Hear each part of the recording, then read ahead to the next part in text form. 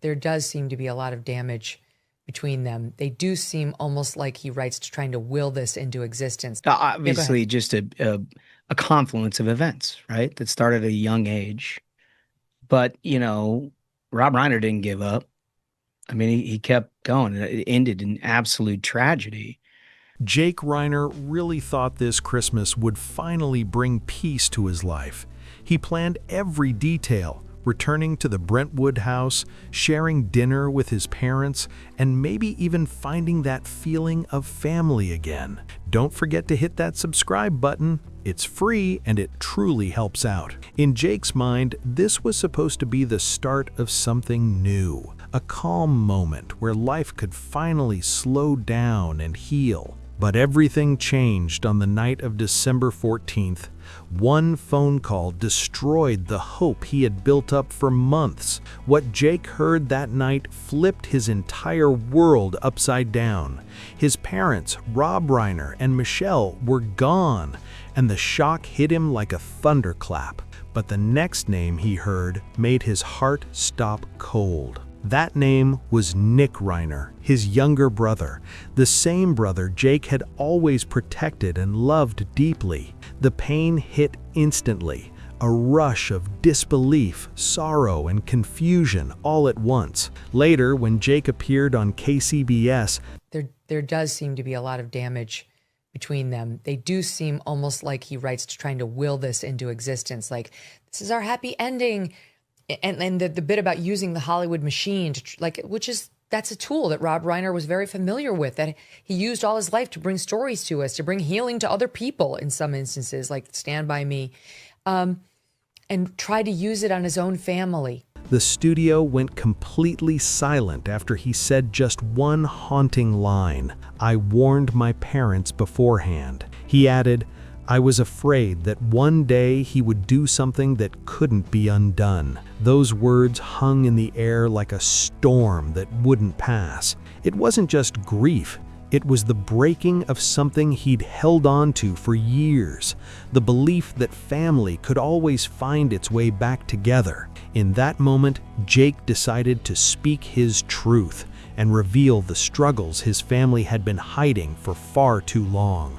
Jake opened up about years of favoritism and quiet excuses that, in his eyes, let deep family issues spiral out of control. It hurt him to say it, but he couldn't keep quiet anymore. So when Nick called, pleading for help, swearing he was innocent, and begging for support with bail, Jake said no. It wasn't about anger or payback. Jake truly believed the damage had started long before that night, with cracks in the family that no one ever wanted to face. Speaking of Rob, he turned back to the table. It was very hard. The number one job of any parent is to keep their child safe. And I hadn't done that. He was almost tearing up. And now here, I have done that. I kept him safe. He came out alive. And the writer adds, here in 2025, the words kept ricocheting through my brain. Yes, Nick had come out alive. It was Rob that hadn't. Oh, my God. Tough. By December 17th, Los Angeles felt heavy and still, the air thick with tension. Across town, Nick was climbing the courthouse steps while Jake sat miles away inside the KCBS studio. A place that once felt like home now turned cold and distant. The studio lights glared down, but something about Jake looked different. His frame seemed smaller under the camera, his face drawn and his eyes tired from too many sleepless nights. The sharp, confident reporter everyone knew was gone. In his place sat a man worn down by years of family silence and heartbreak. His dark suit hung loose, his posture tight, hands clasped together, knuckles pale from the pressure. The silence before he spoke was heavy enough to make the crew freeze. When he finally broke it, his voice was rough, the sound of someone carrying too much for too long. "I've sat here through many long nights," he said slowly, his throat tight with emotion.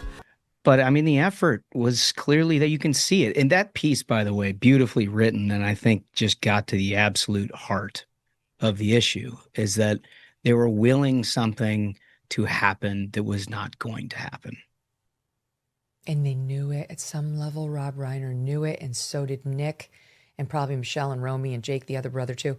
But even when you see these clips of them promoting that movie, some of which we played yesterday, they don't seem close. But never one like tonight.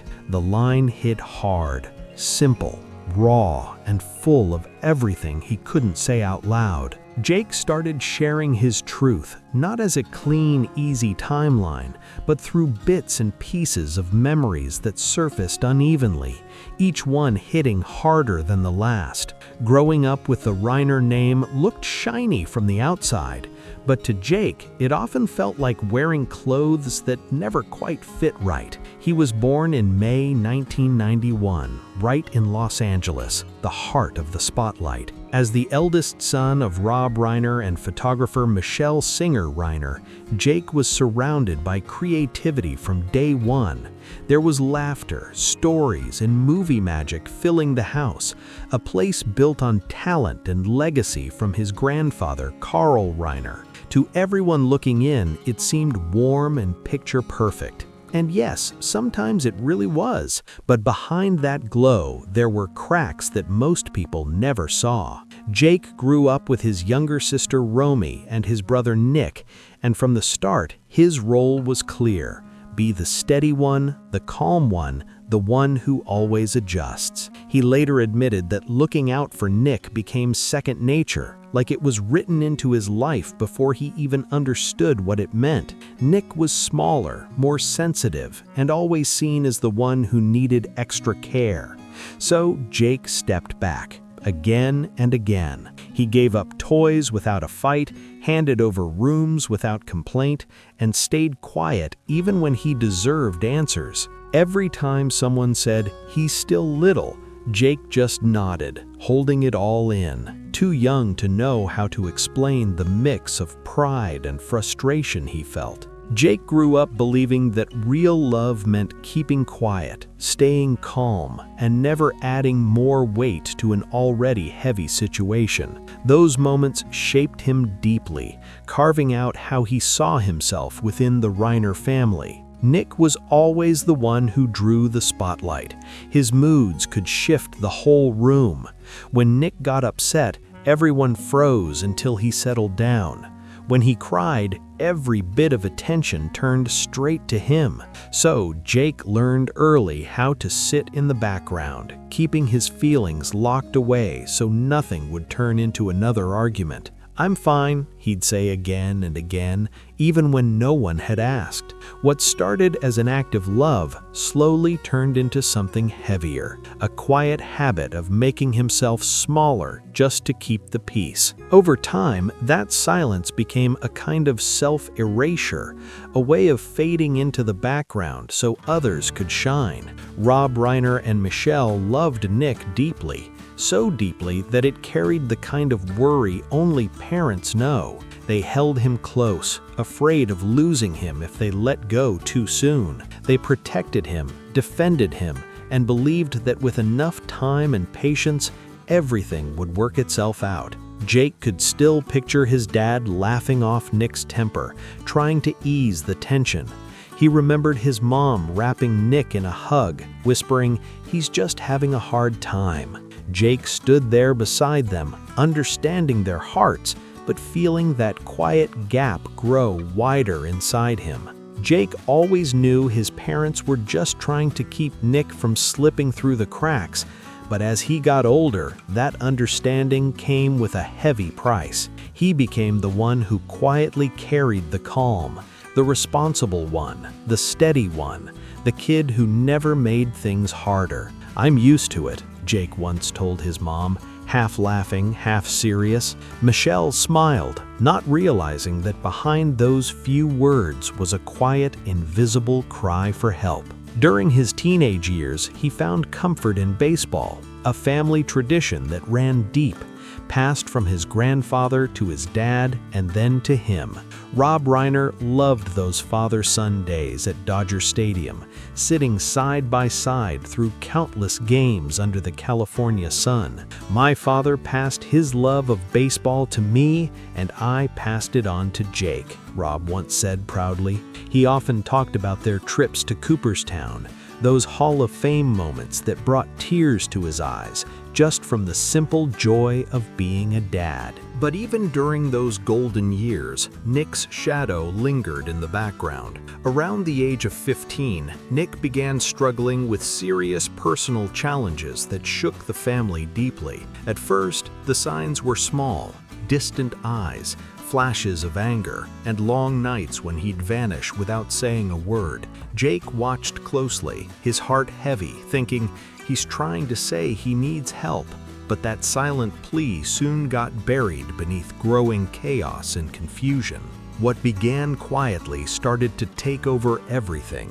Year after year, Jake saw his brother move from one school to another, from programs meant to help him get better, only to start all over again each time. Jake could still picture those long, tense evenings around the dinner table. Nick sitting there, hands trembling just a little, voice soft as he said, "I'll be okay this time, for real." Rob would give a slow nod, and Michelle would reach across the table, holding Nick's hand tightly, believing him with every bit of hope she had left. Jake stood beside them, trying to believe too, even though deep down he was scared, because he'd believed those same words too many times before. For Jake, the hardest part wasn't just seeing his brother fight his demons, it was watching his parents fade under the weight of it all. Each cycle drained them more, taking a little bit of light out of their eyes. Rob started to look older than his years, his shoulders sinking lower, as if carrying the world's worry on his back.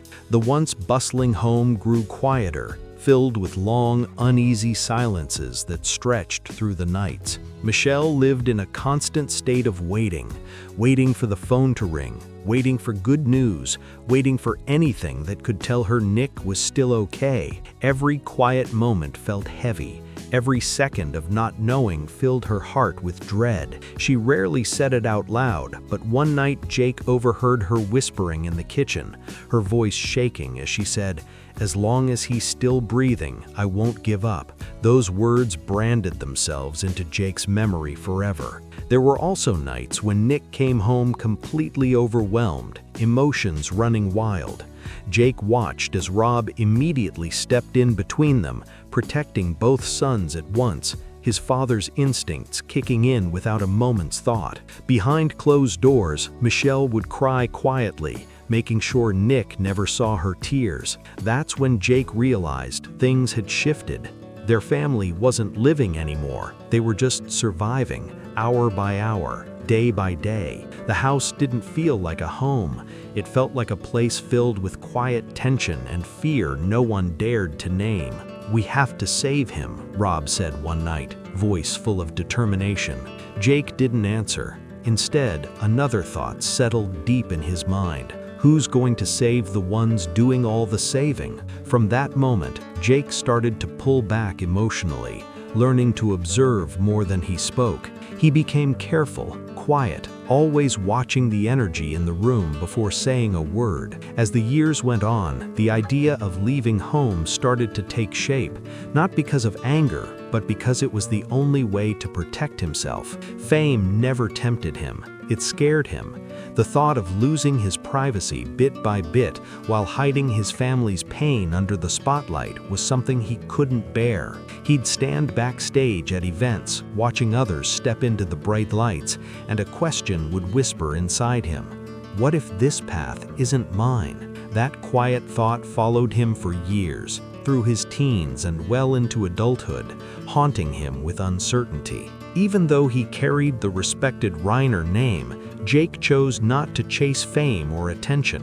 Instead, he built a life shaped by purpose and distance, one that allowed him to stay true to himself while keeping the world's noise at arm's length. Jake eventually found his direction when he enrolled at Syracuse University, majoring in broadcast journalism, where his love for storytelling finally came alive. "I only have one other passion," Jake once said with a grin, "a passion for news."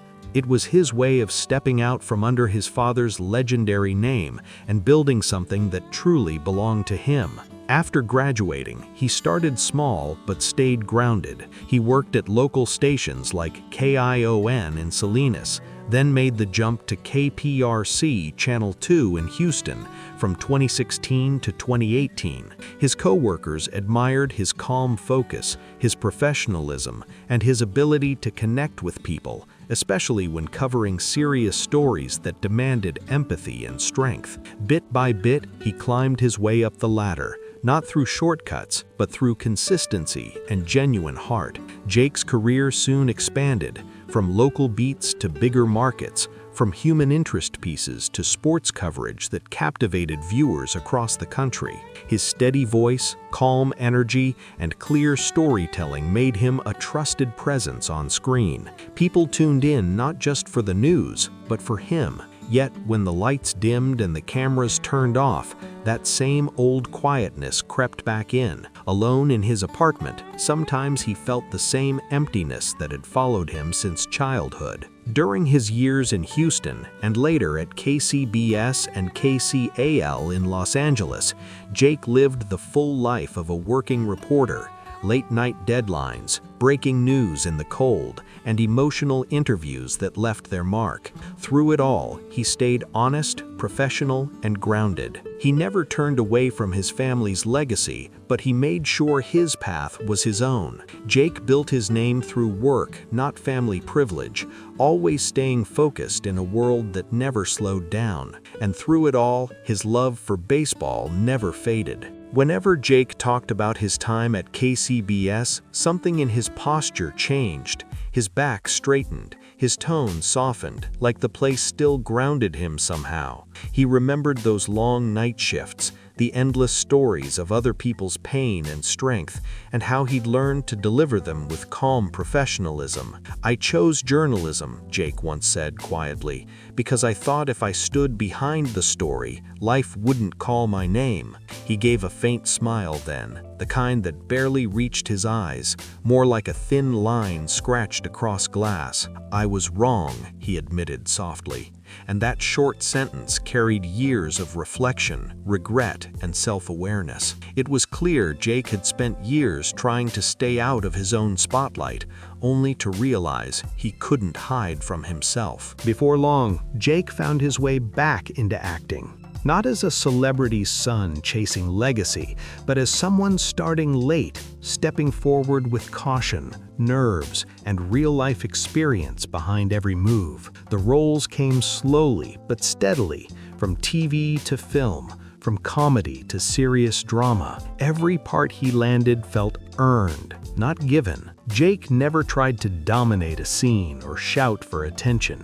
Instead, he carried a quiet weight, the kind that comes from a life filled with choices, mistakes, and growth. Viewers started to notice something raw and authentic in his performances. This wasn't Rob Reiner's son on screen anymore. This was Jake Reiner, an actor with his own rhythm, his own depth, and a quiet sadness that lingered long after the credits rolled. But it was the independent film Love and Tax that truly changed how people saw Jake Reiner. In that project, he stepped into a leading role that demanded both vulnerability and quiet strength, and he delivered it flawlessly. His performance earned him Best Actor at the Myrtle Beach International Film Festival in 2024, a moment that confirmed what people had slowly started realizing. Jake wasn't just talented, he was the real deal. Smaller but powerful appearances in films like Shock and Awe and This Is added even more weight to that growing reputation. Critics began describing Jake's skill as something rare, a mix of journalistic precision and creative instinct, shaped by both intellect and emotion. He carried himself with a grounded presence, an observant eye, and an emotional sharpness that hit audiences right in the heart. But behind all the praise and recognition, Jake's most personal truth wasn't about fame. It was about what happened when the cameras stopped rolling. During breaks on set, when the noise faded and the lights dimmed, Jake's mind always drifted back to his parents. Every time he stood in front of a camera, he felt like he was performing for more than the director or the audience. He was performing for the two people who had guided and believed in him from the start. In his imagination, Rob stood just behind the set, arms crossed, expression serious, yet eyes filled with pride. Michelle, on the other hand, appeared softer, quietly watching as if she were taking mental snapshots of every moment, capturing them in her heart like an invisible camera only she could hold. There were nights when Jake would call home, keeping his tone calm, even as his heart raced like a nervous kid's. He'd talk about new roles, tough auditions, and the independent film he'd finally landed after competing with thousands of other hopefuls. "I did it," Jake would say, half joking, half serious, his voice full of that mix of pride and disbelief. On the other end of the line, there'd always be a pause, that same quiet Jake had known since childhood. Then came his father's calm reply, "I knew you would." Michelle's voice would follow, warm and trembling with emotion. "I always knew you'd find your place." Those words hit deep, and Jake held on to them tighter than anything. Every small win, every quiet compliment, Jake wanted to share it with them first. He'd send photos from the set, snapshots from behind the scenes, short clips he'd recorded on his phone, or articles where his name finally appeared in print. Michelle would reply with long, heartfelt messages full of love and pride, while Rob's responses were short and steady, but Jake could feel the pride behind every word. "You're on the right path," his father once wrote. Just that one line, but Jake reread it more times than he could count, especially on nights when doubt crept in. As the holidays drew closer, Jake held on to one thought more than anything. This Christmas would be the one he finally came home. After years of distance, silence, and busy schedules, he was ready to reconnect. In his mind, he could already see it, sitting in the old living room, showing his parents what he'd built piece by piece, almost like laying out late Christmas gifts. He pictured Rob nodding proudly, Michelle squeezing his hand and smiling through tears, whispering, "Our son." Just the thought of it warmed his heart. Jake planned everything down to the smallest detail, the flight, the gifts, even the words he'd say when he finally walked through that familiar door. "I'm home." To him, that moment symbolized more than just a visit. It was redemption. He believed it would wipe away years of distance, dissolve old misunderstandings, and let him stand before his parents not as the uncertain boy he once was, but a man who had finally found his place in the world. Jake barely had a second to process what was happening. On December 14th, while he was wrapping up work on a film in New York, the news hit like an icy shock. Sudden, sharp, and impossible to brace for. His parents were gone. The two people who had been his anchors through every storm, every setback, every triumph, suddenly taken away. The very house that once felt warm and safe, the place where his childhood memories lived, had now become tied to something unthinkable. Before he could even breathe, another piece of news landed, one that struck even deeper.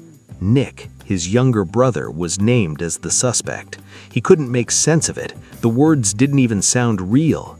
He just stood there, numb, not breaking down, not shouting, just frozen, as if the floor beneath him had disappeared. In that moment, Christmas lost its meaning completely. What was supposed to be a joyful reunion turned into a heartbreaking void, a Christmas forever marked by two empty chairs. The silence that followed felt endless, stretching across every minute, every heartbeat. The pain wasn't just emotional, it was physical, a wave that rose and rose but never broke. Jake immediately flew back to Los Angeles, where he reunited with his sister Romy.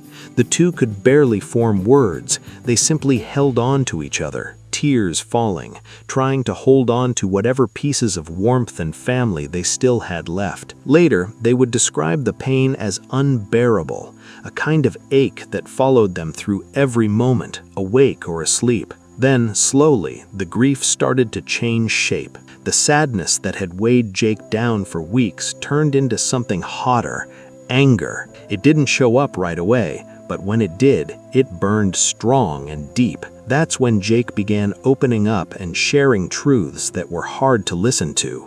Revelations that left people stunned and silent. "I warned them," Jake said, his voice trembling. "I warned my parents 3 months earlier." Those words didn't come from hatred, they came from fear.